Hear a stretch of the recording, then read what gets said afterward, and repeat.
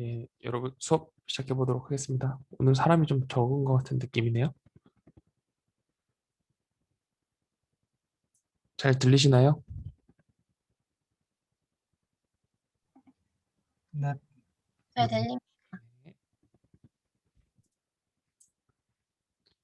잠시만요. 저도 좀 컴퓨터를 잠깐 세팅을 좀 하겠습니다.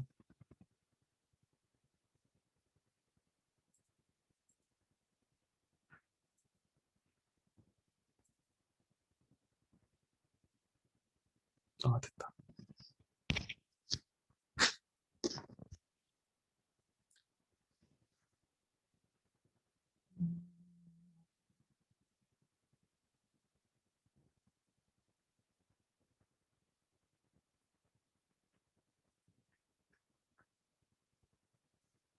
그럼 혹시 제가 공지사항 올린 거 보셨나요? 네, 아, 공지사항에 대해서 간단히 좀 설명을 드리자면은 과제는 돌아오는 일요일 밤 11시 59분까지 제출해 주시면 되고요. 그 다음에 시험은 돌아오는 월요일, 다음 주 월요일에 보는 것으로. 사실 다른 반보다 지금 진도가 한 주 빨라가지고 일단 그 시험도 한 주 먼저 봐가지고 다른 반이랑 진도 해놓고 마지막 정도에 가서 또 시험 먼저 보고 그다음에 이제 최종적으로는 그렇게 하려고 하거든요. 최종적으로는 마지막 주에는 뭐 Q&A 같은 거를 받던지 아니면은 뭐 그냥 간단하게 수다 타임 안 들어도 되는 것으로 그렇게 해보려고 하는데 네, 참여를 기다리겠습니다. 우리 원영주 학생은 지난주에 뭐하고 지내셨는지. 하루 종일 과제만 했어요. 아, 요즘이 과제 시즌인가요? 이제 졸업 작품 때문에 아, 바빠. 이 영주 학생은 무슨 과죠? 전 시각 디자인과. 아, 그래서 조작하는 게 힘들구나. 네, 고생 많으시네요. 네, 감사합니다. 우리 정재용 학생은 뭐 하셨어요? 저는 주말에 결혼식 갔다 왔어요. 어디요? 결혼식 갔다 왔어요. 아, 누구 결혼식? 저 중학생 때 성당 선생님 결혼식. 어, 그렇구나. 저는 주말에 결혼식 사회 봤어요. 어, 친구 결혼식이었는데, 주짓수 체육관에서 만난 커플이 결혼해가지고 저한테 사회 봐달라고 해서 너무 어렵게 막 부탁하더라고, 저한테. 웃기게 봐달라. 막 그런데, 내가 개그맨도 아니고 어려웠습니다. 그래서. 그랬군요. 정재용 학생은 뭐 안 하셨어요? 축가라든지. 저는 사진만 찍고 아, 촬영을 했습니다. 뭘로 찍으셨어요, 사진? 핸드폰으로 아니면 카메라로? 어, 거기서 친구 대기실에서 사진 찍어주시는 분이 있더라고요. 아, 같이 사진 찍고, 그래, 이렇게. 네, 그러셨군요. 우리 김선영 학생은 알바 하셨겠죠? 아니요, 이번엔 과제했습니다. 왜 알바 안 하고? 과제가 너무 많아서. 몸은 좀 괜찮으세요? 네? 건강은 좀 괜찮으세요? 네, 많이 괜찮아졌습니다. 아유, 다행입니다. 이 김아연 학생은요? 저는 일하고 주말에 아파가지고 병원 갔다 왔어요. 그러셨구나. 지금은 좀 괜찮으세요? 네. 저도 허리가 다시 아파가지고, 작년 10월 달에 허리 디스크 수술했거든요. 근데 또 아파가지고 병원은 이제 그만 가야 되겠다. 운동을 좀 해야 되겠다 생각을 했는데 PT 가가지고 말했더니 뭐를 목적으로 하냐 그래가지고 허리 안 아프게 주짓수 하고 싶다 이랬더니 불가능한 목표라면서 둘 중에 하나를 포기해야 된다. 주짓수를 하지 말든지 허리가 아프든지 둘 중에 하나만 하라고. 그래서 마음을 좀 고쳐먹고 있습니다. 문승재 학생은 어떠셨나요? 저는 주말에 그냥 뒹굴거렸습니다. 공부? 아니, 그냥 침대에 있었어요. 아, 침대에 그러셨구나. 친구 집 가서 술도 한 잔 마셨습니다. 생각해보니까 나도 주말 내내 술 마셨네. 그러셨군요. 좋겠다. 5인 이상 집합 금지에 안 걸리게 잘 만나서 노시기 바랍니다. 4명씩만 만나서 놀면 되니까요. 알겠습니다. 네. 그러면 오늘 수업 한번 해볼게요. 오늘은 어려운 내용은 아닌데 그냥 내용이 많은 것뿐이에요. 여러분들이 한번 듣고 이게 실제로 이번 주에 해야 될 과제랑 직결되는 그런 부분이니까 여러분들이 좀 생각을 하고 그 다음에 잘 듣고 요거에 맞춰서 문항을 한번 만들어 보시면 좋겠습니다. 제가 지금 파일은 2개 올렸잖아요. 수업 자료 파일이 2개인데 하나는 그냥 오늘 수업에서 다룰 내용들이고 나머지는 읽어보는 읽기 자료예요. 근데 거기에 더 자세하게 어떻게 문항 만들어야 되는지, 그다음 실제로 어떤 예시들이 있는지 같은 것들이 써 있으니까 그거는 그냥 한번 보시고 쭉 읽어보시고 그냥 그 부분들도 이렇게 알고 계시면 좋은데 뭐 그렇다고 음, 꼭 달달 외워야 되거나 그런 건 아닙니다. 어쨌든 그런 2가지 자료들을 다 참고해가지고 수업을 따라오시면 좋을 것 같다고 생각을 해서 이렇게 만들었습니다. 김혜민 학생, 우리 지난 시간에 뭐 배웠었나요? 지난 시간에 표준화 검사에 대해서 좀 배운 것 같습니다. 그쵸. 표준화 검사에 대해서 배웠죠. 표준화 검사 하면은 이제 또 뭐가 딱 떠오르나요? 판단의 척도, 타당도, 신뢰도, 그런 거, 객관도. 타당도, 신뢰도, 객관도 이런 게 중요하다는 얘기도 했었고, 그 다음에 또 뭐 검사 제작 계획서라는 걸 만들어가지고 그거대로 우리 검사를 다 만든다. 조예빈 학생은 또 기억나는 내용 있었나요?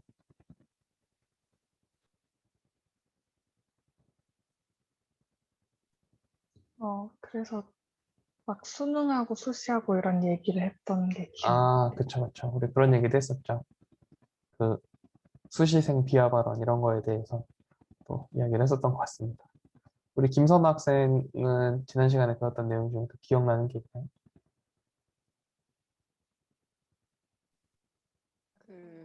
저는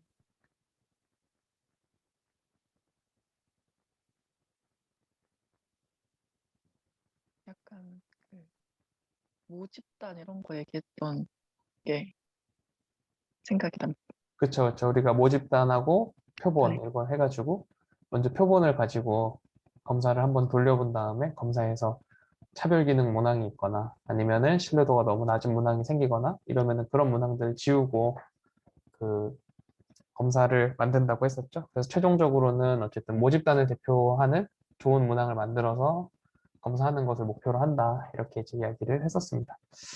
오늘도 수업은 또 언제나 목표는 수업은 짧게 해보는 것을 목표로 하지만 항상 끝나는 시간은 3시 20분이었던 것 같습니다. 오늘도 한번 목표는 원대하게 가지고 출발을 해보겠습니다.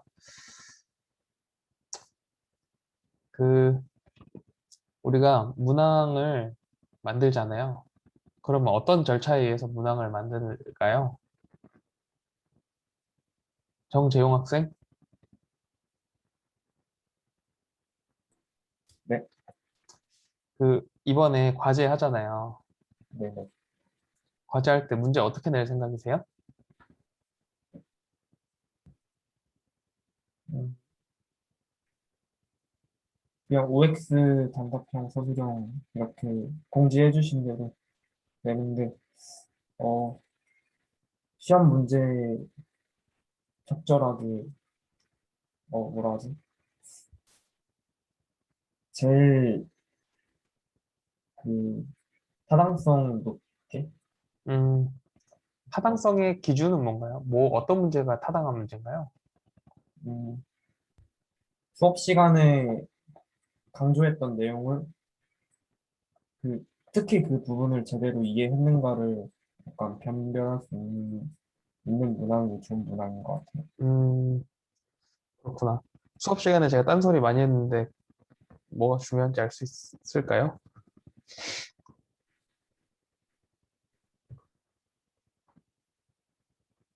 알 수 있습니까? 한번 해봐야 할 것 같습니다. 그렇군요. 우리 권동욱 학생 네. 이발하신 것 같네요. 네. 2번으로 들어가고 깜짝 놀랐어요. 네? 2번으로 들었어요. 아, 이발하신 것 같으신데 네. 이발했어요. 훌륭한 헤어스타일입니다. 저기 이번에 과제할 때 우리가 그거 하기로 했잖아요. 배운 거에서 이제 문제를 내잖아요. 네. 어떤 기준을 가지고 문제를 내실 건지 궁금합니다. 저는 이제 절대평가다 보니까 여기 있는 분들 모두 풀 수 있을 만한 수준의 문제를 네. 그런 기준을 갖고 그래도 될까요? 그래도 한두 개 정도는 쉬운 문제가 있는 게 낫지 않을까. 그렇구나. 그 쉬운 문제, 어려운 문제 기준이 뭘까? 그런 것도 생각해 볼 수 있겠죠. 아, 우리 조예빈 학생, 네. 어떤 문제가 나오면 어떤 문제를 내실 생각이세요? 어, 주로 제일 많이 나오는 단어나 음, 되게 중복되는 내용들이나 약간 키워드 위주로 낼 것 같습니다. 중요한 거를 내신다는 말씀이시죠, 결국. 지금 이제 이야기를 들어보면 다 중요한 걸 내시겠다. 많이 반복되거나 여러 번 나오거나 그런 거 위주로 문제를 내겠다. 이렇게 이제 말씀하셨는데, 그렇다면은, 음, 타당하다는 거, 우리가 지난 시간에 이야기했던 타당하고 신뢰로운 검사의 어떤 문항은 어떤 것인가, 이런 것들을 우리가 이제 명확하게 가지고 있어야겠죠. 그래서 이 문항을 제작할 때 중요한 거는 절차에 따라서 해야 된다. 결국은 그 여러분 팩트풀니스란 책 읽어보셨나요? 팩트풀니스 읽어보신 분 아무도 안 계세요? 그 책에 보면은 되게 재밌는 문제들이 많은데 우리가 다 알 거라고 생각하는데 모르는 문제들 있잖아요. 현재 뭐 세계 인구 몇 명일까요? 김혜민 학생, 세계 인구 몇 명일까요? 70억 아닐까요? 우리나라 인구 몇 명일까요? 5천만인 거로 알고 있습니다. 그렇군요. 문승재 학생 어떻게 생각하십니까? 저도 그렇게 알고 있습니다. 제가 알기로는 세계 인구는 70억 넘고 우리나라 인구도 5천만 넘는 것으로 알고 있습니다. 5,300만인가 그렇고 그리고 뭐 이렇게 잘 사는 비율하고 못 사는 비율 있잖아요. 못 사는 사람들의 비율 세계 몇 퍼센트가 우리가 생각하는 못 사는 나라에 해당할까요? 조예빈 학생? 잘 모르겠습니다. 한번 찍어보세요. 그냥 머릿속에 있는 거. 절반 이상일 것 같습니다. 절반 이상? 네. 우리 이민영 학생 어떻게 생각하세요? 잘 못 사는 나라가 몇 프로 정도 될까요? 세계에서 저는 한 30% 생각합니다. 50%에서 30%로 내려왔네요. 김선영 학생은 어떻게 생각하세요? 60% 생각합니다. 60%? 절반 이상. 그 책에 이제 그 똑같은 질문을 이런 질문 한 30가지를 쫙 내요. 그 다음에 몇 개 맞췄는지 해보는 건데 대부분 사람들이 많이 틀리고 저도 다 여러분하고 똑같이 대답했어요. 우리나라의 한 30%는 못 살 거고 세계 인구는 한 65억 명 정도 뭐 이렇게 생각했는데 전혀 아니었고 70억 명 이상의 그 다음에 세계에서 못 사는 나라 인구는 10%도 안 된대요. 우리가 생각하는 그런 빈곤에 처한 나라의 숫자는 이제 그 빈곤율이 개선되면서 굉장히 이제 그렇다고 하더라고요. 한번 그 책 읽어보세요. 되게 재밌었습니다. 근데 그 책에 보면 의료 사고로 죽는 환자들의 비율 이런 것들이 나오거든요. 근데 의료 환자들, 그러니까 의료 사고로 죽는 환자들 있잖아요. 그 환자들 같은 경우는 의사의 실력이 부족해서 죽는다기보다 정말로 실수로 죽거든요. 이 실수가 왜 발생할까요? 몇 년대 사람들에게서 발생할까요? 몇 년대 의사들에게서? 김혜민 학생? 네, 어떻게 생각하세요? 저는 한 3년에서 5년 차지 않을까 생각이 들어요. 그렇죠. 그게 이제 우리의 생각인데 정답은 이제 20년 차 이상들 의사에게서 주로 발생한다. 왜냐면 너무 익숙해져가지고 그냥 머릿속에 있는 순서대로 진행을 하다가 실수가 생긴다고 해요. 그래서 그 의료 사고를 어떻게 하면 없앨 수 있는가 이거에 대해서 이제 다양하게 연구를 했는데 연구 결과는 이 확실하게 개선되는 효과가 있었던 거는 딱 하나였다고 합니다. 뭐였을까요?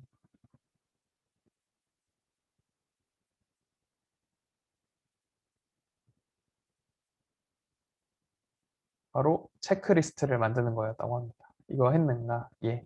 이거 했는가? 예. 이거 했는가? 예. 이거를 다 이제 만들어가지고 꼭 필요한 거 절차별로 한 10개 정도 5개에서 10개 정도의 체크리스트 만들어가지고 이 순서대로 하고 있는지를 체크하면서 넘어가면은 실수가 유의미하게 줄어드는 걸 확인할 수 있었대요. 의료사고 비율이 뭐 몇 프로라고 하더라. 5%에서 1%로 줄어드나 0.5%에서 0.1%로 줄어드나 거의 그렇게 5분의 1 정도로 확 줄어드는 걸 확인할 수 있었다고 합니다. 여러분 이제 알바 많이 하시니까 아시겠지만 화장실 청소할 때도 그런 거 체크하게 돼 있죠. 뭐 변기를 닦았는가, 세면대 닦았는가, 휴지가 가득 차 있지 않는가 이렇게 체크리스트로 돼 있는 게 다 그런 행동 어떤 주의적인 그런 것들을 기반에 두고 하고 있다. 마찬가지로 문항을 만들 때도 동의를 하거든요. 우리가 문항을 만들 때도 그런 아마 생각들이 여러분들한테 있을 거예요. 어떤 분야에 우리가 교사가 되고 이러면 해당 내용에 대해서 몇십 년 동안 가르친 사람들이잖아요. 그러니까 다 자기 교과목에 대해서는 엄청 전문가들이고 다들 자신감이 있을 텐데 그러니까 뭐가 중요한지 알겠죠. 저 같은 경우도 내가 교육평가 엄청 뭐 오랫동안 배웠고 지금 대학 때부터 배운 거 치면은 10년 이상 배우고 가르쳤는데 잘하지 않을까 이렇게 혼자 생각할 수 있겠죠. 근데 실제로는 어떻다? 실수가 발생할 수 있다는 거죠. 문제를 내 맘대로 내면. 그래서 문제를 내 맘대로 내면 안 되니까 이 절차를 명확하게 해놓고 해당 절차를 잘 따라서 체크를 하면서 하면 좋겠다. 이런 것들을 이제 보는 거죠. 여러분 수능 시험 같은 경우에 한 5년 정도, 2014년, 2013년 그 정도에 어떤 큰 사건이 있었는데 혹시 아시나요? 뉴스에 막 대서특필되었던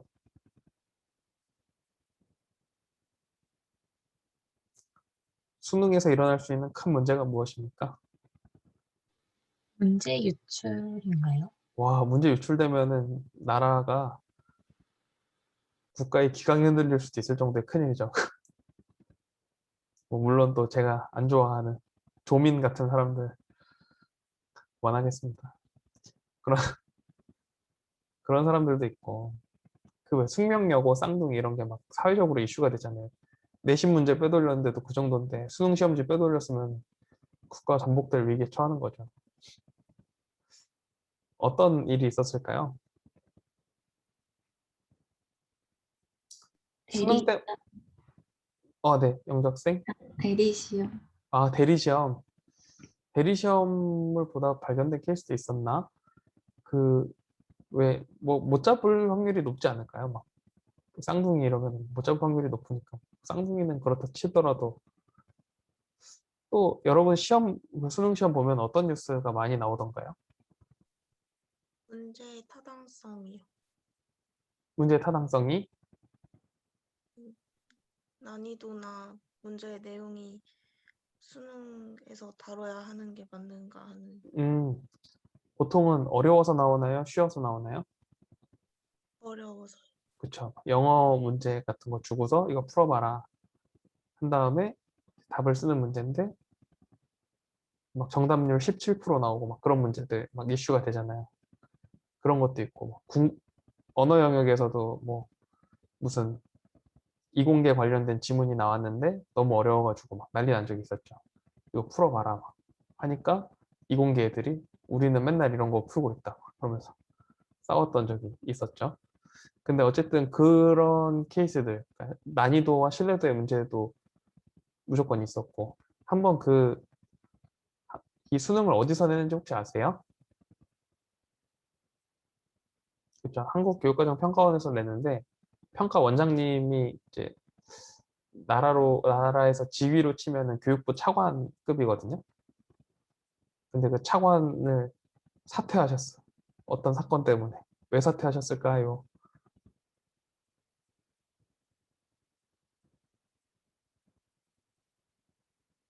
김선영 학생? 뭐 때문에 사퇴했을까요? 어떻게 보면 별일 아니야. 문제 타당성이 안 맞아서? 어, 약간 비슷한데 조금 더, 뭐가 있을까? 정재용 학생 한번 찍어보실래요? 출제 오류가 생겨서 그 정답 없음 처리나 약간 모두 정답 인정 음, 되는 사태가 일어나지 않을까. 맞아요. 복수 정답이 인정되는 사태 때문에 그 차관직에서 물러났어요. 그 우리가 생각할 땐 그럴 수 있잖아요. 아니, 그 원장이 낸 사람도 아닌데. 그렇지 않나요? 그 사장님이 요리하는 거 아니잖아요. 그죠? 그런데도 다 책임을 지는 그런 모습을 보여줬죠. 어쨌든 이렇게 수능 시험에서는 정답률이 너무 높게 나오거나 너무 낮게 나오거나 이런 것도 문제가 되지만 또 한편으로는 정답이 한 개가 아닌 경우 그걸로 막 소송이 일어나죠. 그래서 정답을 2개 인정해야 되냐 아니면 하나만 해도 되느냐.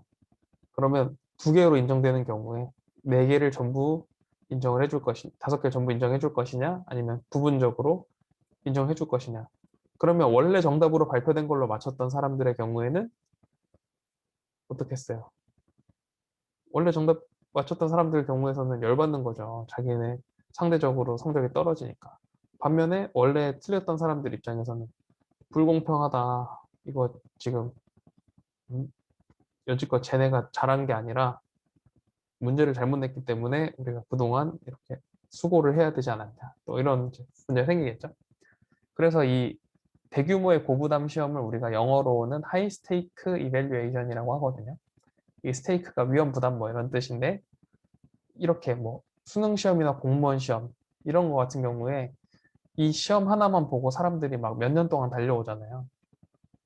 몇 년 동안 시간과 돈을 쏟아부어서 본 시험에 이런 엄중한 출제 결과를 이 출제와 검토 과정을 거치지 않으면은 문제 발생할 수 있다는 거죠.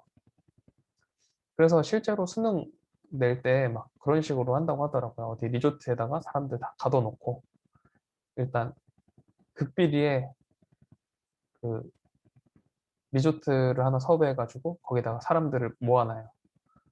사람들을 무슨 성 같은 거 안에다가 가둬놓고 그 안에서 한 발짝도 못 나오게 밖을 다 무슨 철장 같은 걸로 두르고 그 안에다 가둬놓고 그 안에서 약 2달 정도 시험을 출제하도록 하는 그런 거를 이제 진행을 한다고 합니다. 이제 뭐 얘기 들어보면 여러분들도 수능 시험 뭐 얘기 많이 들어보셨겠지만 혹시 관련된 이야기 들어보신 분 계신가요? 김선아 학생 혹시 들어본 적 있으세요? 아니요, 안 들어본 거. 못 들어보셨어요? 네. 문승재 학생 네. 혹시 들어본 거 있으신가요?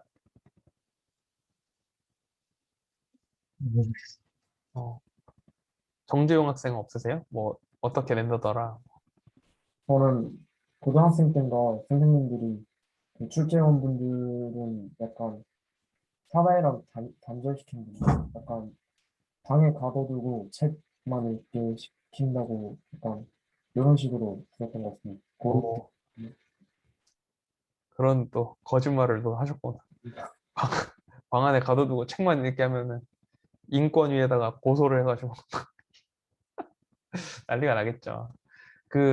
보통은 이렇게 그 리조트 안에다가 다 불러놓고 근데 그러니까 수능 시험 출제하는 분들만 들어가는 게 아니라 앞에 우리가 표준화 평가 할 때 말씀드렸던 것처럼 수능 출제, 그러니까 내용 전문가들도 들어가고, 그 다음에 이제 그 평가 전문가들도 들어가가지고 이 문항이 난이도가 적절한지 타당도가 적절한지 이런 것들을 쭉 분석을 하는 거죠. 그 다음에 또 뭘 하냐면은 이거는 그냥 약간 재미로 얘기해 보자면은 그 선생님들이 들어가자마자 너무 힘들어한대요. 뭐 하고 놀 게 없으니까 인터넷도 안 되지, 뭐 게임도 못 하지, 드라마, 영화 이런 것도 다 핸드폰도 다 압수되고 이러니까 하고 놀 게 없잖아요. 그러니까 문 딱 열어주자마자 제일 먼저 뛰어가는 곳이 도서관 책장이라고 합니다. 그 책장에서 일단 읽고 싶은 책을 막 뽑아다가 서로 재밌는 책 찾으려고 달려가고, 그 평가하시는 분들만 들어가시는 게 아니라 요리사, 경호원, 그다음에 뭐 이런 분들까지도 다 참여를 하시게 되는 거죠. 여러 사람들이 참여를 해가지고 그 문제를 만들게 되고요. 시험지를 낼 때 또 되게 이제 그런 부분들을 고려를 해서 만든다고 하시더라고요. 그래서 그 선생님들도 다 학생들이랑 똑같아가지고 안에서 막 술 못 먹게 하니까 몰래 한약 그 용기 안에다가 소주 담아오고 막 그러다 걸려가지고 다 뺏기고 막 그런 일들이 비일비재하다고 합니다. 해마다 있대, 해마다. 그 사람들이 막 이제 점점 발전해가지고 나 한약 먹다가 왔다 이렇게 하면서 소주에다가 그 식용색소를 조금 타가지고 한약 색깔로 바꿔서 그걸 가지고 와서 몰래 먹고, 거의 뭐 말 안 듣기로는 학생보다 더 심하죠. 그렇게 하신다고 하시고, 뭐 전화 같은 걸로 유출이 될 수도 있잖아요. 가족이랑 통화하거나 이럴 때. 그러니까 그거를 못하게 하기 위해서 예를 들면 이런 거예요. 김혜민 학생한테 잘 지내냐고 물어봐 달라. 이렇게 이제 그 요원한테 얘기하면은 그 요원이 김혜민 학생한테 전화 걸어가지고 평가원입니다. 누구누구께서 잘 지내냐고 물어보셨습니다. 막 그런 거 하고, 뭐 가족한테 누구누구야 사랑한다 이렇게 하면 누구누구 사랑한다. 그거를 막 로봇처럼 읽어준대요. 그걸 통해서 가능하면 유출이 안 되도록 말하는 것도 그대로 똑같이 전달해 주는 게 아니라 핵심 내용을 뽑아가지고 그거를 조금 순서를 바꾸던지 해가지고 막 그런 식으로 보내준다고 하더라고요. 그래서 약 한 뭐 몇백 명, 백 몇십 명 정도가 그 시험 내는 데 들어가고, 한 번 갔다 오면은 뭐 돈 많이 받으신대요. 일당 뭐 한 50만 원? 근데 뭐 한 50일 가니까 한 2,500만 원 받으시겠죠? 월급은 또 월급대로 나오고 하니까. 대회비입니다, 여러분. 얼마 받는지 사실 저도 잘 몰라요. 그냥 갔다 오면 차 한 대 뽑을 정도 되더라, 뭐 이렇게 얘기하셔가지고 그런가 보다. 그리고 또 이거 명예롭게 생각하시더라고요. 그 수능 출제한 것을. 뭐 그렇습니다. 어쨌든 그 시험 하나에서 이렇게 뭐 오답이 나오거나 아니면은 잘못된 복수 정답이 나오거나 이러면은 굉장히 이 사람들의 민원을 감당할 수가 없기 때문에, 그리고 그런 문제들이 발생하기 때문에 이런 여러 과정들을 거쳐서 엄밀한 과정을 거쳐가지고 이 시험을 출제한다, 이런 것들을 말씀을 드릴 수가 있겠죠. 문항 제작의 절차 부분을 김아연 학생이 한번 읽어주십시오. 전부 다 읽으면 되나요? 네. 교육 목표와 교육 내용이 무엇인지 정확히 알아야 함. 교육 내용과 특정 내용에 대해 명확히 파악하고 있어야 함. 피험자의 독해력과 어휘력 수준을 고려해야 함. 집단의 어휘 수준을 고려하여 문항을 제작하여 타당도를 높일 수 있음. 문항 유형에 따른 특징, 장단점, 복잡성을 고려해야 함. 측정하고자 하는 정신 능력의 수준이 다를 수 있고 문항 특성에 따라 적합한 문항 내용이 있음. 그렇죠. 그 뭐 읽어보면 대충 무슨 내용인지 다 아시겠죠? 그래서 교육 목표가 뭔지, 그다음 교육 내용은 우리가 이제 뭘 배우기로 했었는지 이런 것들을 다 알고 있어야 된다. 즉 여러분들이 레퍼런스로 활용할 수 있는 건 뭐예요? 지금 이제 수업 시간에 배운 것을 바탕으로 시험 문제 출제한다고 했을 때 이 PPT 자료라든지 아니면 제가 수업 시간에 했던 말이라든지 이런 것들을 레퍼런스로 문항을 출제할 수가 있겠죠. 근데 이 여러분들이 내는 문제를 푸는 대상들은 누굽니까? 권동욱 학생 누구죠? 누가 풀죠? 이 문제를? 학생. 어떤 학생이죠?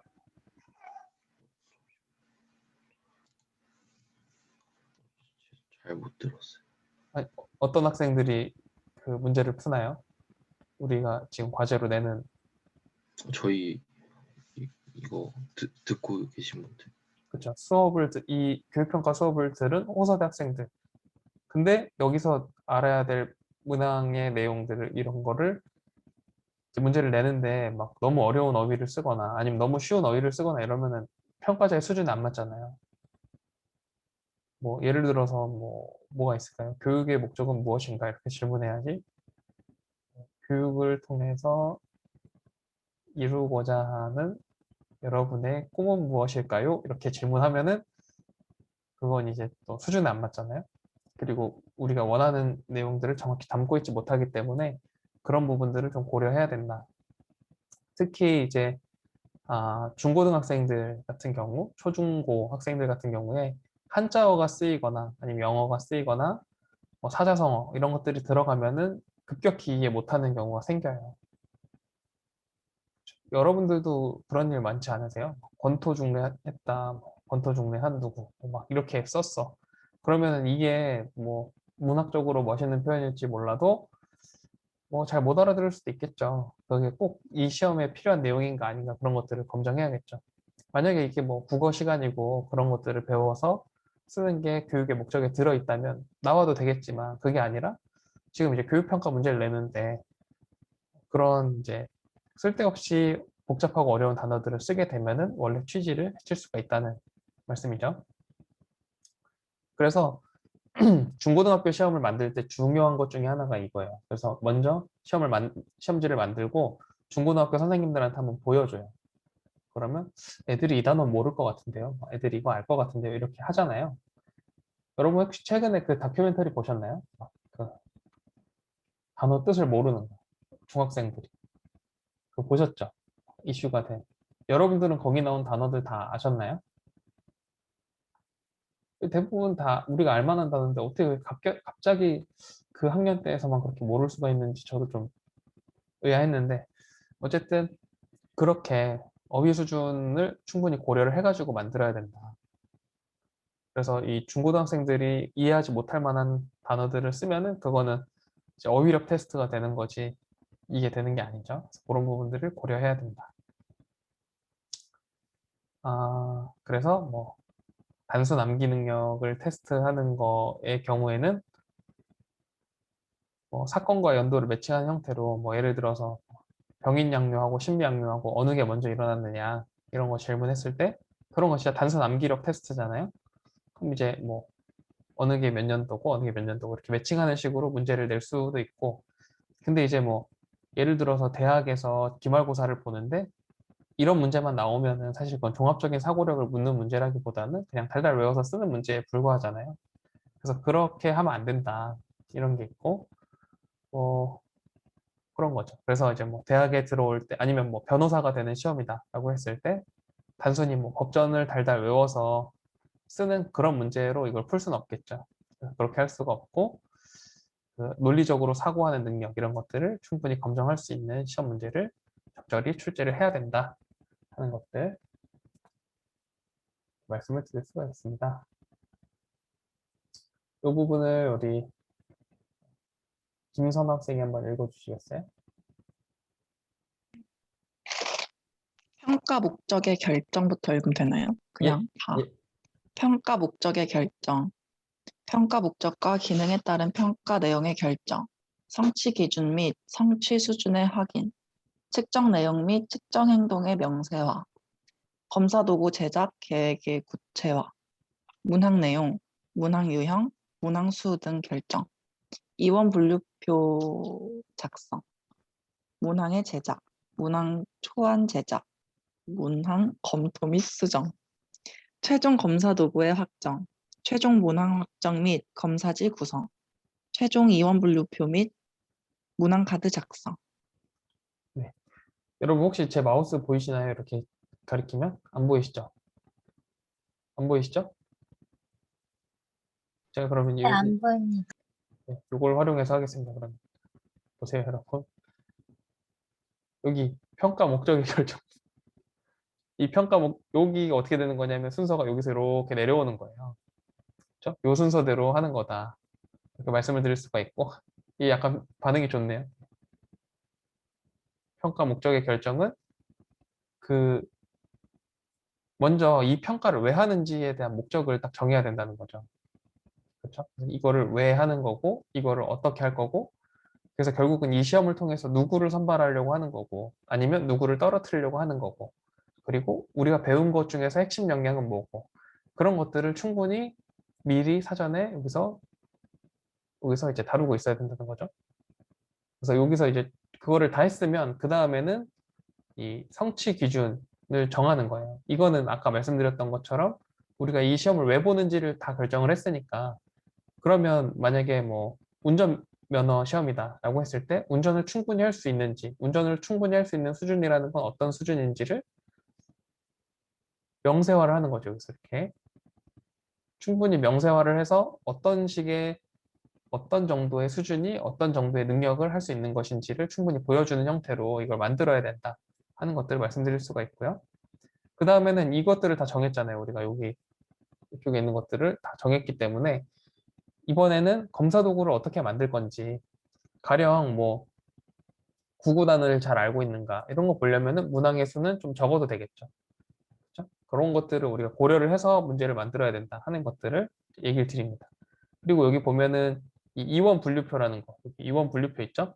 이 이원 분류표 같은 경우에 우리가 여러 번 얘기했잖아요. 이렇게 딱 만든다고 했었죠? 가로랑 세로로 만들어가지고 세로 부분에 내용이 나오고 가로 부분에는 그 이해했다, 뭐 적용했다, 분석했다, 종합했다, 평가했다 이런 우리의 지식 수준, 그러니까 그 블룸의 교육 목표 단계가 나오면서 그런 것들을 어떻게 할 건지에 대한 내용들이 쭉 나온다고 했었죠. 그래서 만약에 뭐 교육평가의 내용을 알고 있다. 이렇게 이제 문제를 냈다고 생각을 해볼게요. 교육 목표가 무엇인지 알고 있다. 라고 했을 때 세로 부분에는 교육평가의 목표가 들어가는 거고 가로 부분에는 이해 이렇게 들어가가지고 교육 목표가 뭔지 이해했다. 그러면 이거를 이해한 것을 어떻게 측정할 건지에 대한 문항을 만들 수가 있는 거죠. 그래서 그 다음 단계로 문항의 제작이 나오게 되고요. 문항의 제작이 나오게 되고 문항을 또 바로 만드는 게 아니라 보시면은 여기 초안을 제작하고 그다음에 검토 및 수정을 하는 거예요. 먼저 만들어서 보고 이 문항이 제대로 된 문항인지 혹시 오탈자가 있는 것은 아닌지 답지가 2개인 것은 아닌지 이런 것들을 충분히 검증을 하고 난 다음에 문항을 검토하고 그다음에 수정을 하는 거죠. 그 문항을 다 만들었어요. 그러면은 마지막으로 최종 검사 도구를 확정하면서 검사지를 구성하는 거죠. 그래서 최종 이원 분류표랑 문항 카드를 작성하는 겁니다. 그래서 어떤 식으로 우리가 검사를 만드는지에 대한 대략적인 내용들 봤는데 사실 이 부분을 모르는 분이 누가 있겠어요. 그죠? 여러분들도 생각하면 다 알 수 있는 내용이죠. 그래서 이런 부분들이 있다는 걸 우리가 머릿속으로는 알고 있는데 실제로 검사를 만들 때도 그렇게 할 수 있느냐. 요거는 우리가 시간의 흐름에 따라서 보면서 가면 된다 하는 것들을 좀 말씀을 드릴 수가 있겠습니다. 그래서 평가 목적의 결정 이렇게 보면은 이 단계별로 보는 거예요.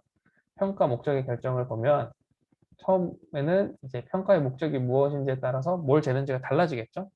가령 평가를 우리가 진단 평가를 할 건지, 형성 평가를 할 건지, 총괄 평가를 할 건지 이런 내용들을 우리가 이제 앞에서 말씀드렸던 것처럼 뭘로 할 건지를 정해야 된다는 거죠. 그래서 이 평가 내용이 정해지면 앞에는 이제 이걸 왜 하는지에 대한 것들이 써 있고 이쪽에는 그러면 거기서 뭘 측정해야 되는데 이걸 보는 거죠. 지금 중간고사, 기말고사는 어디에 해당합니까?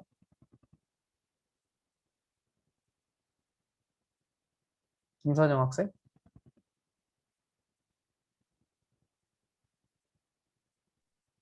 진단평가. 진단평가에 해당하나요? 아니요, 말- 총괄평가 같습니다.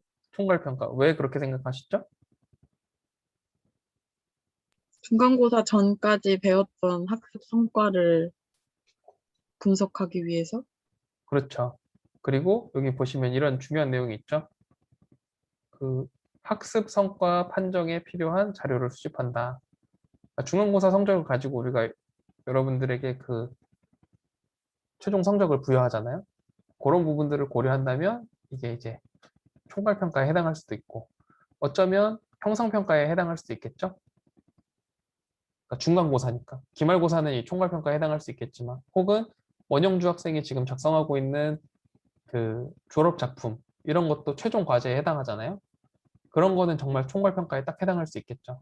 우리 기말고사를 어쩌면 형성평가라고 볼 수 있고, 개별 교과목들이 어느 정도 달성했는지는 형성평가로 보고, 이 수업들을 잘 따라왔는가 이렇게 보고, 최종적으로 총괄평가에서 어쨌든 결국은 시각 디자인과에 나와서 시각 디자인과를 졸업해서 우리가 원하는 거는 시각 디자인을 잘 할 수 있는 학생을 만드는 거잖아요. 그렇게 하기 위해서는 결국에는 최종적으로 만든 작품을 평가해야 되겠죠. 최종 작품은 이 총괄평가로 평가를 하는 거고, 거기에 필요한 여러 가지 지식들은 형성평가에서 평가를 할 수 있는 거. 이게 이제 우리가 앞에서 배웠던 평가의 종류, 뭐 순서에 따라서 요거 나눈다고 했었죠. 학습을 하기 전에 하면 진단평가, 학습을 하는 중에 하면 형성평가, 학습이 다 끝난 다음에 하면 총괄평가, 이렇게 나눈다고 했었습니다. 요것들을 잘 가지고 가고 있는지 이런 것들을 확인을 하시면 됩니다. 그래서 뭐 사실 뭐 별 내용이 없어요. 이거 내가 설명해야 되나, 책 한번 읽어보면 될 것 같은데 어쨌든 수업 시간을 다 채워야 되기 때문에 한번 간단하게 설명드려볼게요. 이 교육 목표에 따른 측정할 내용을 정확하게 기술을 해줘야 된다. 두 번째로 이거를 말씀드렸죠. 그래서 행동 특성이 뭐가 있는지, 뭐를 이해했다면, 예를 들어서 교육평가에서 문항 제작에 대해서 이해를 했어. 그러면 어떤 것들을 할 수 있는지를 우리가 다양하게 이제 적어줘야 된다는 거죠. 여기 보시면 이게 이제 이원 분류표의 그 성취 기준에 대한 내용인데요. 보시면은 함수와 그래프에서 일반화된 지식 하면은 관계를 나타내는 함수 대응, 뭐 종속하고 대응, 이거의 의미를 안다. 그래서 뭐를 알아야 되냐면 좌표 평면, 1차 함수와 그래프, 2차 함수와 그래프 이런 것도 알아야 된다. 그럼 거기에 해당하는 기능에 뭐가 있느냐? 이해하고 해석하고 표현하고 이런 것들이 포함된다 하는 것들을 우리가 알 수 있겠죠. 그래서 결국에는 이런 내용들을 전부 알아야 된다 하는 것들을 우리가 확인을 할 수가 있습니다. 그렇죠? 함수의 개념이 뭔지, 1차 함수의 의미 뭔지 이런 것들을 쭉 이거를 안다면 여기서 보면은 이런 거잖아요. 좌표 평면과 그래프를 알아. 그러면 여기에 있는 것들을 다 할 수 있어야 되는 거죠. 위에 이 세 가지. 그래서 순서쌍은 뭔지, 좌표는 어떻게 찍는지 이런 것들을 다 이해하고 있고, 그 다음에 여러 가지 상황을 그래프에다가도 표현할 수 있고, 그 다음에 정비례는 무슨 말이고 반비례는 무슨 말인지 정도까지를 확실히 이해하고 있는 정도의 수준까지는 공부를 해야 된다. 이런 것들을 미리 정할 수가 있다는 거죠. 그래서 이렇게 정해졌으면 그거에 대한 성취 수준을 여기 이제 입력을 해줄 수가 있습니다. 그래서 이 뭐 순환소수의 의미를 이해하고 순환마디를 사용해서 나타낼 수 있다. 여러분 이 순환소수 기억나세요? 0.8 하고 위에 점 딱 찍으면은 0.88888 이렇게 쓰는 거 기억나시죠? 그래서 그거를 이제 이렇게 한다. 그래서 분수를 순환마디를 사용해서 순환소수로 나타내고 그 과정을 설명할 수 있는 정도를 우리가 상으로 성취 수준을 삼겠다. 여기 정하는 거죠. 중수준은 이거는 이제 분수는 빠졌죠. 순환소수를 순환마디를 사용해서 간단하게 표현할 수 있다. 되고 하는 그냥 이것도 아니야. 사용하고 간단히 나타내는 건 못해. 하지만 최소한 수준은 뭐냐면 순환소수의 뜻은 뭔지 안다. 반복되는 숫자들을 우리가 어떤 식으로 표현하는 방법이 있구나 하는 정도까지 이해하는 거를 제일 낮은 수준이라고 할 수 있는 거죠. 그래서 요 선수 성취 수준은 이건 이제 진단평가에 해당하는 내용이겠죠.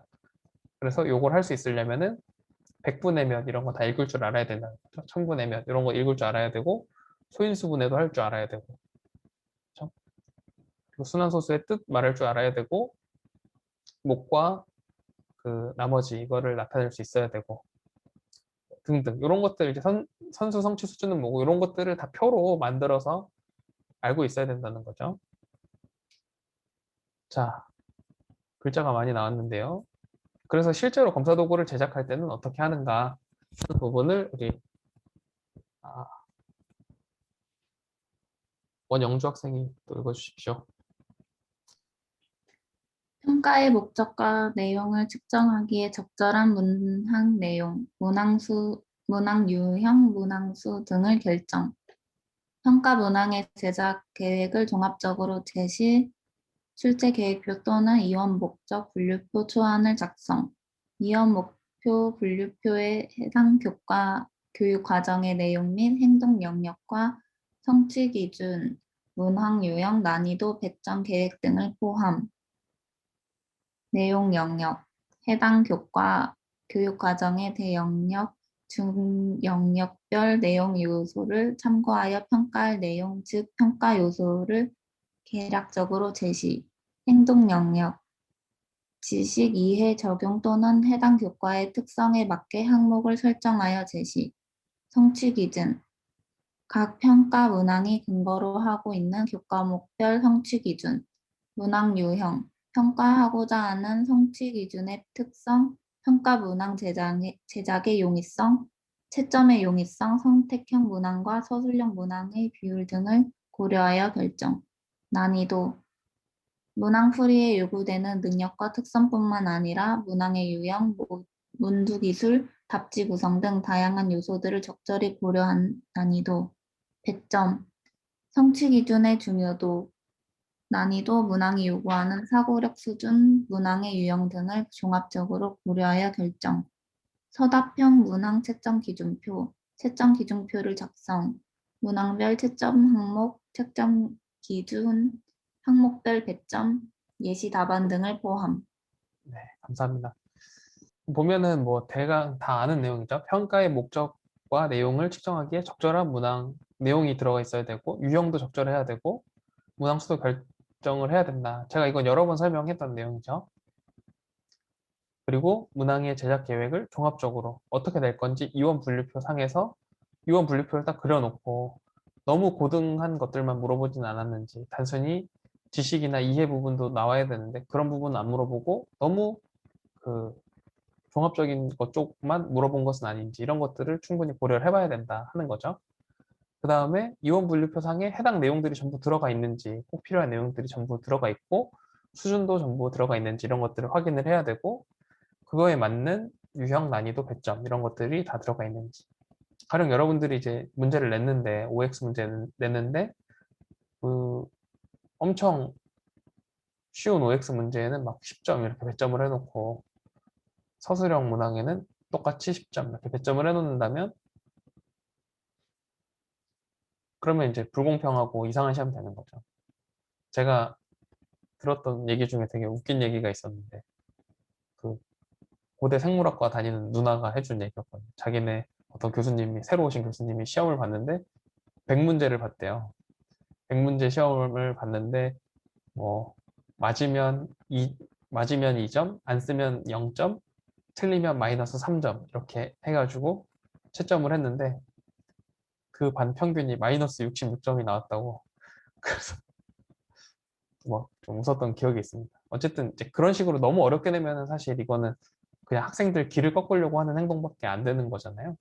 그래서 그런 것들, 그러니까 결국은 평가의 목적이랑도 계속 연결이 되는데, 평가의 목적이 그 학생들을 괴롭히거나, 그렇죠? 학생들 뭐 이렇게 하려는 목적이 아니라 진짜로 배운 걸 잘 알고 있고 교육평가에 필요한 기초적인 지식들을 다 알고 있는지, 이런 것들을 보여주는 그런 게 뭐라고 할 수 있겠죠. 네, 그 다음에 뭐 내용이나 행동 영역들, 이런 것들 어떤 걸 선택할 것인지는 여러 가지 기준에 의해서 잘 선택을 하고 판단을 해야 된다.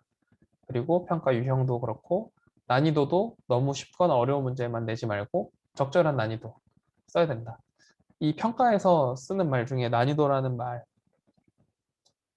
어려운데, 난이도라는 표현 자체가 일단 좀 잘못됐잖아요. 그런 말 들어보신 적 있으시죠? 문항의 난이도라는 말 대신에 난도라는 말을 써야 된다. 왜냐면 여러분들 온도라고 쓰지, 온냉도라고 쓰지 않잖아요.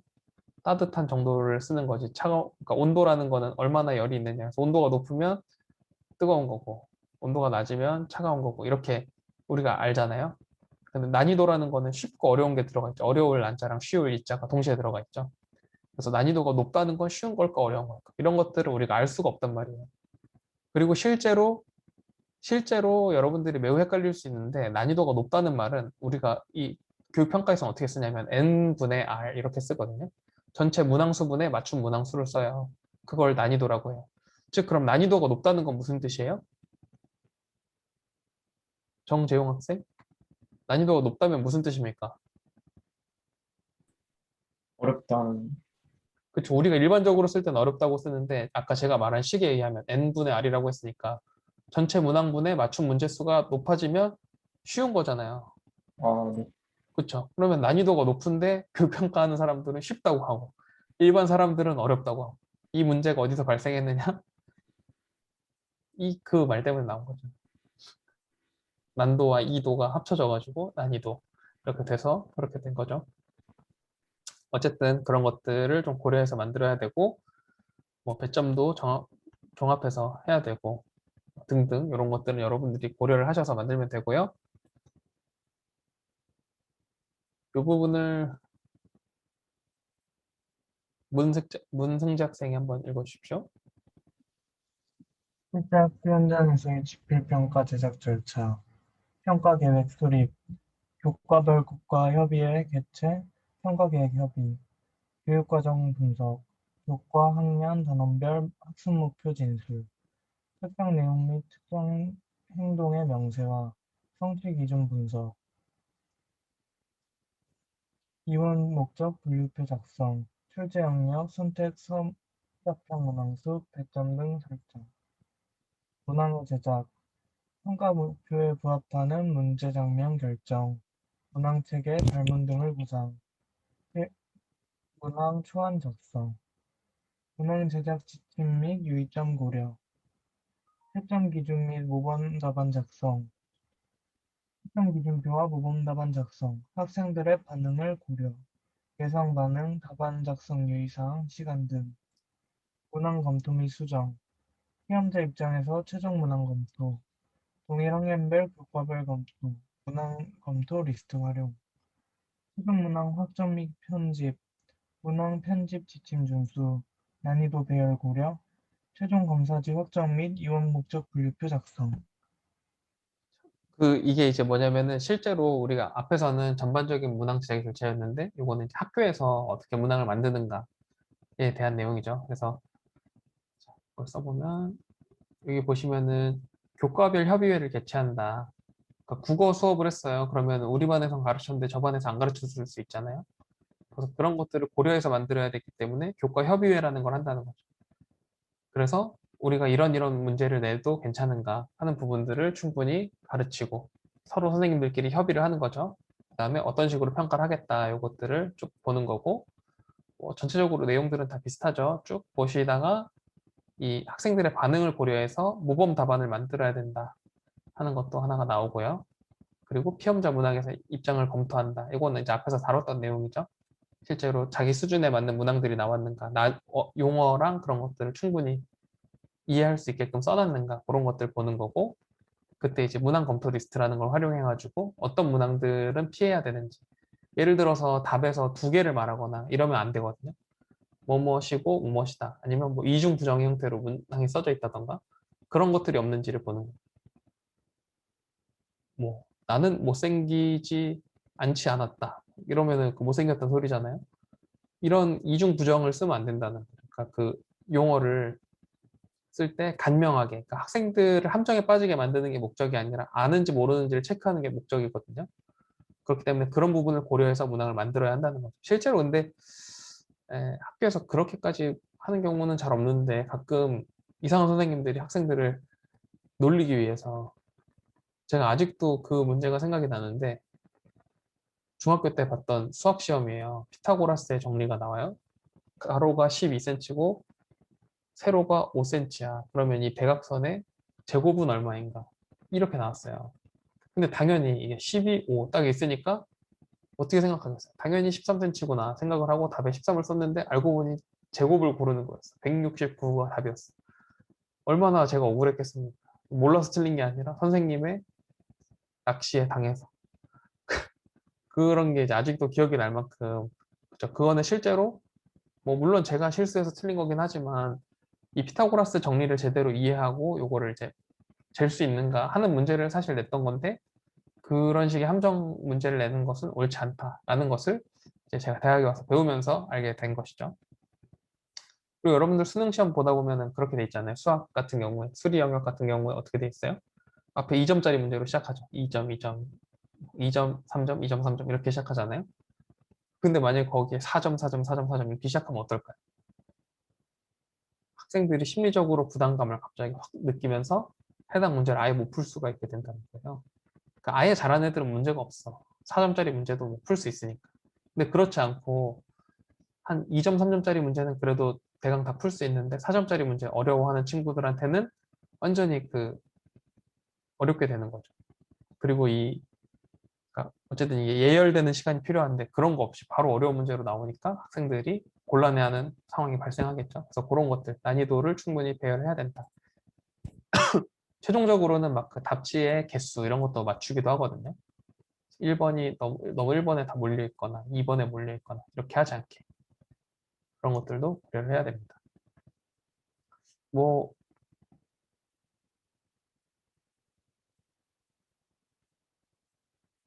대학 가면 다들 그런 거 한 번씩 해보고 싶지 않나요? 시험 일부러 못 보고 막 그런 거. 대학 가서 막 노느라 시험 공부 하나도 안 하고 막 가서 시험 보고 이런 게 약간 로망이 있어가지고 대학교 1학년 때 시험 보러 갔는데 하나도 공부 안 하고 갔어요. 로망 때문에 그런 건 아니고 그냥 공부하기가 싫어가지고 안 했는데 어쨌든 시험 봐야 될 것 같아서 보러 갔는데 객관식인 거예요, 문제가. 그래서 답지에 1, 2, 3, 4, 5, 4, 3, 1, 2, 3, 4, 5, 4, 3, 1 이렇게 중학교 때 막 노는 애들이 하는 것처럼 한번 찍은 다음에 3, 3, 3, 3 찍고 1, 2, 3, 4, 5, 4, 3 이렇게 썼더니 교수님이 D를 주셨어요. 그래서 F를 주시면 안 되겠냐 이렇게 말씀드렸더니 안 된다고 하셨어요. 괘씸죄에 걸린 거죠.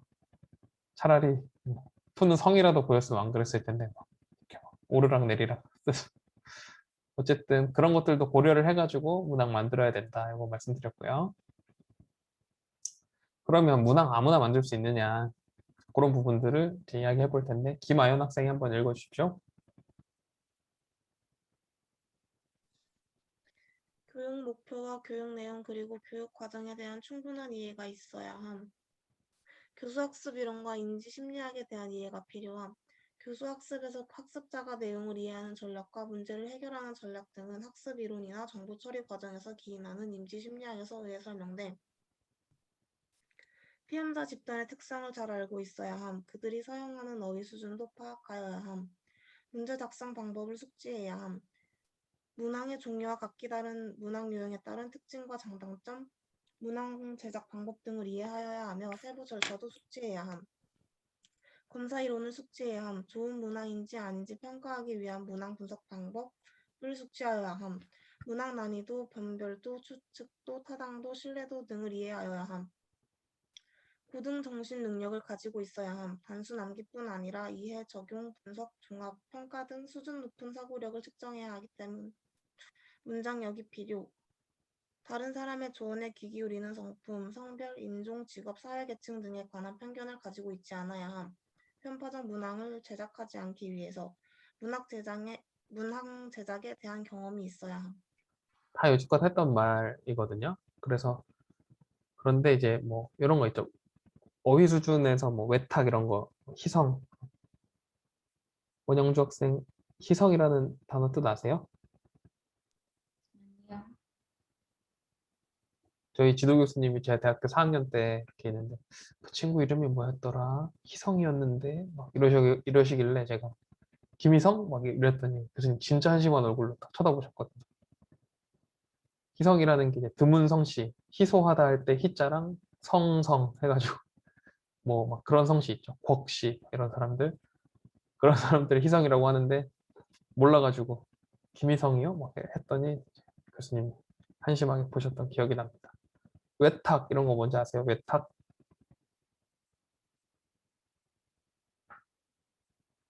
김선영 학생 외탁 무슨 뜻일까요? 모르겠어요? 제가 이제 그 결혼식 날 이렇게 저희 가족들하고 딱 섰어요. 사진 찍으려고 섰는데 저희 장인어른께서 우리 사위는 외탁이구만 이렇게 하셨어요. 근데 저는 이제 외탁 단어 뜻 알고 있었는데 제 아내가 모른 거예요. 그러면서 그런 말이 어딨냐고 그게 무슨 말이냐고 이렇게 해가지고 제가 그 교수님이 저를 쳐다보셨던 그 표정으로 아내 쳐다보면서 여보 그것도 모르면 어떡해 하면서 외탁이라는 건 뭐죠? 외가 쪽 얼굴을 받았다는 거예요. 친탁, 외탁 이렇게 나누거든요. 그래서 친탁은 친가 쪽에 이런 유전자를 많이 받은 사람 있죠. 아빠 많이 닮은 사람 친탁이라고 하고 엄마 많이 닮은 사람 외탁이라고 하고 외탁, 친탁 이런 거 이제 여러분들도 알아두면은 나중에 어르신들이랑 얘기할 때 쓰기 좋습니다. 어쨌든 뭐 그런 것들도 있고 그다음에 이제 뭐 문항 이론에 대해서도 좀 알고 있으면 좋다. 문항 반응 이론이랑 뭐 고정 검사 이론 이런 것들을 알고 있으면 뭐 나쁠 거 없겠죠. 도움이 되고 좋다 이런 것들을 볼 수 있고 그다음에 문항 제작 경험도 있으면 좋고 뭐 여러 가지 이런 것들 다 그리고 앞서서 말씀드렸던 것처럼 뭐 문항 순서나 이런 것들은 인지 심리학에 기반을 두고 있죠. 그래서 그런 것들도 좀 우리가 살펴볼 필요가 있다. 좋은 문항의 조건은 우리가 앞서서 말한 그것들을 다 뛰어넘은 거죠.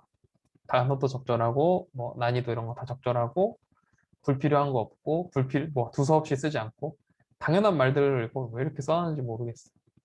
복합적 수준의 사고력이 요구되는 문제여야 되고 뭐 문항 제작 방법을 잘 따라서 만들었고 이런 것들이죠. 그리고 문제가 너무 뻔하면 안 되죠. 제가 최근에 제가 인스타에다가 제가 읽은 책 같은 거 좀 올리거든요.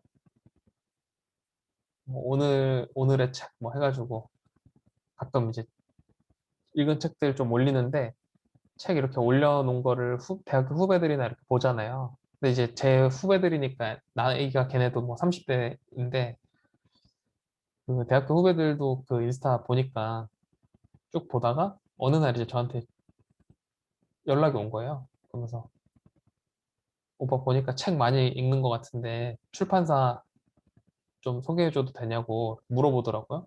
그래서 그 뭐 하는 건데? 그랬더니 그 책을 사람들이 책을 내겠다고 원고를 보내면 그 원고가 정말로 팔릴 만한 책인지를 검토하는 기획회의가 있대요. 그 기획회의에 위원으로 참석해 달라는 거예요. 그래서 그러면 내가 뭘 하면 되냐 했더니 읽어본 다음에 재밌는지 재미없는지 이런 것들 뭐 때문에 재미없었는지 이런 것들을 말해주면 된대. 그래가지고 해봤는데 재밌더라고요. 그래서 되게 재밌게 읽었는데 정말 잘 쓴 책이라고 생각이 든 책이 한 권 있었는데 그 중에 그 내용은 다 좋았는데 가운데 이런 게 있는 거예요. 요즘 애들은 버릇없다. 라는 뭐 고대 수메르 그거는 거기서부터 나온다. 뭐 소크라테스가 그런 말도 했다고 하는데 뭐 어쩌고. 그래서 거기다가 이렇게 메모를 달았습니다. 예시가 너무 고루하다. 이렇게 해서 썼어요. 즉 이거죠. 참신하지가 않은 거. 그러니까 요즘 애들 버릇없다는 거는 되게 오래된 우리도 모두 알고 있는 그런 레토릭이잖아요. 요즘 애들 버릇없다고 생각하는 거. 여러분들도 요즘 중학생 보면 버릇없다 생각하잖아요. 저도 여러분 보면 막 버릇없다 생각하겠죠? 안 합니다.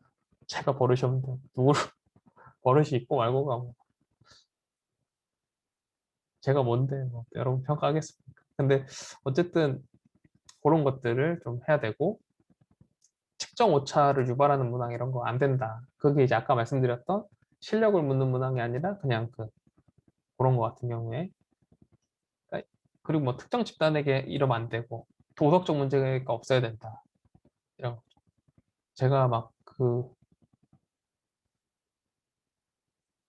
대학교 3학년 때인가 4학년 때인가 그 수업이 있었어요. 수업 실습을 하는 수업이에요. 학생들 교생 실습 나가기 전에 3학년 2학기 때인가 전 사범대 나왔잖아요. 그래서 그 모의 수업 하는 게 있었어요.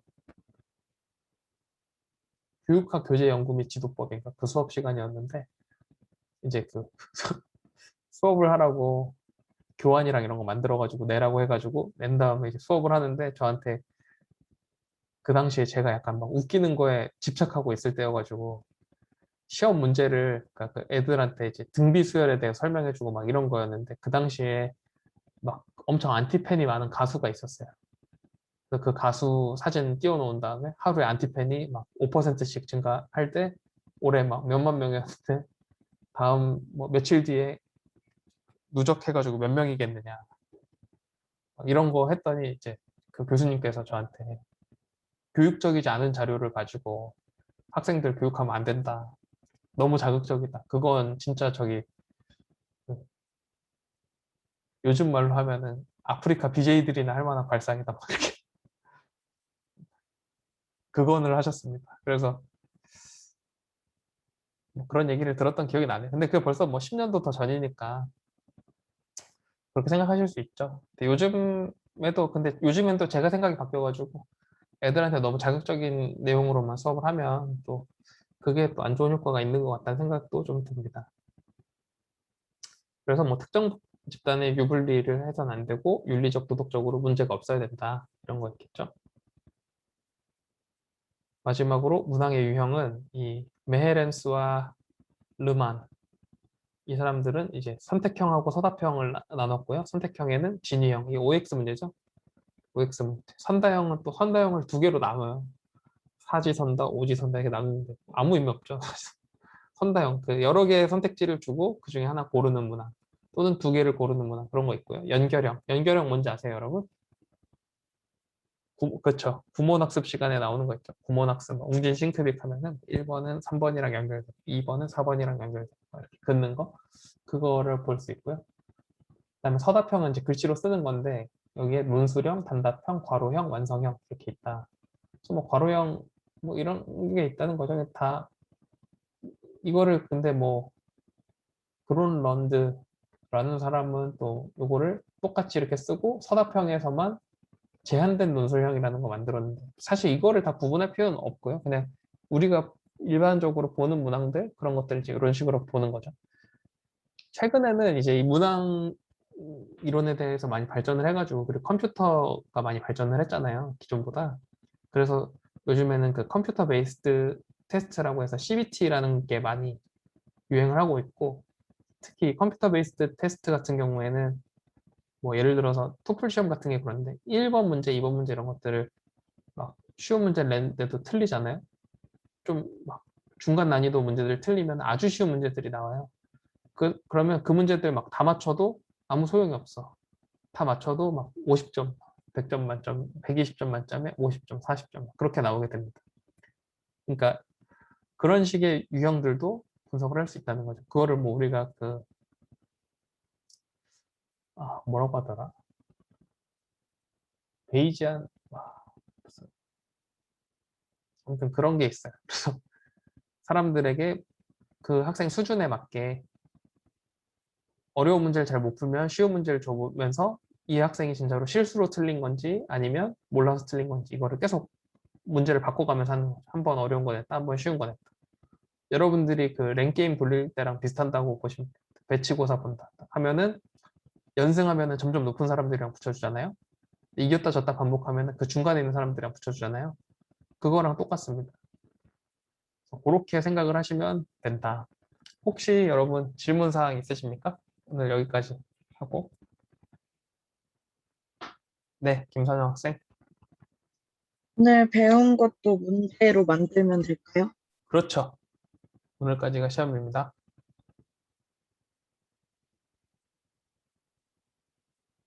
또 질문 있으신 분?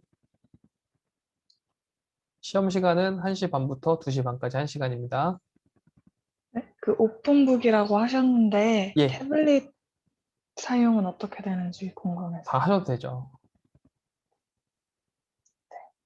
인터넷 검색하셔도 되고 다 돼요.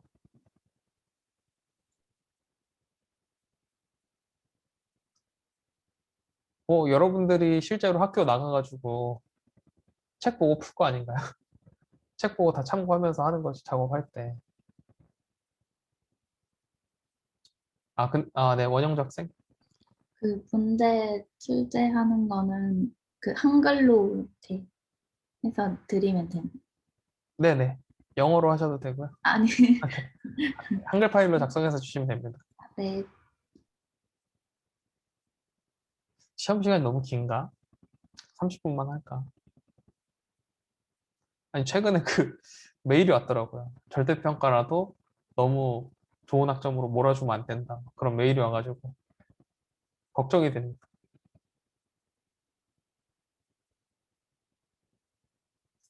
사실 뭐 제가 그렇게 어렵게 안 내지만. 네, 김선영 학생. 소수령 문제 몇 개 나오나요? 서술형 문제 똑같이 23개 중에 그러니까 3문제죠, 3문제. 3, 4문제. 교수님, 네. 그 과제 할 때 그 문제 만든 이유 같은 거 네, 써야 하나요? 그렇죠. 그렇으면 더 잘 받겠죠, 점수를. 센스 있게. 요즘 뭐 그렇게 한다면서요. 알잘각 뭐 아무튼 그거 있잖아요. 알아서 잘 깔끔하게 센스 있게 딱 예, 뭐 아무튼 알딱 깔잘센인가 아무튼 그거 잘 지켜서 해주세요. 오늘 배운 내용 보면서 쓰면 되겠죠. 이거는 편파문항이 없도록 뭐 이런 것도 했고 등등 이런 거 쓰면 더 좋은 점수 받겠죠. 또 질문 있으신 분? 오늘 김옥선 학생이 말 한마디도 안 했는데 그림자 분신술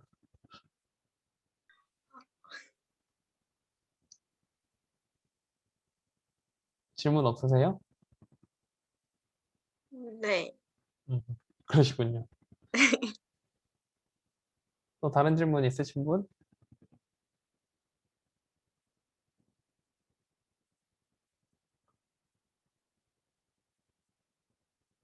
없으시면 여기까지 할까요?